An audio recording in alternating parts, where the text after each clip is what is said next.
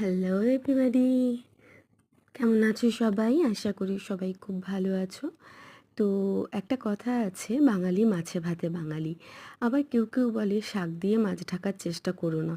But আমি এখানে কোনো কিছুই বলবো না। আমার রান্নার রেসিপিগুলো তোমরা দেখো, খুব সিম্পল রান্না।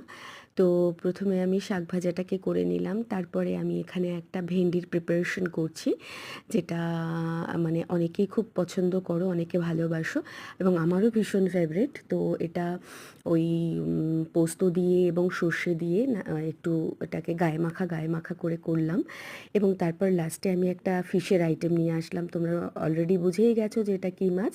তো আমি এই মাছটাকে আপাতত হালকা, যেটা বাঙালিয়ানা রান্না হয় সেইভাবেই আমি করছি, আলু বেগুন দিয়ে, ডাঁটা দিয়ে। তো এটা একটা পাতলা হালকা কাঁচা লঙ্কা চিড়ে ঝোল করা হয়েছে এবং লাস্টে আমি মাছটা দিয়ে ঝোলটাকে ফুটিয়ে নামিয়ে দেবো।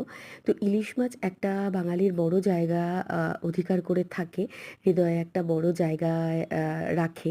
তো সেই ইলিশ মাছটাকে যখন কোথাও হতে দেখা যায় তখন খুব ভালো লাগে।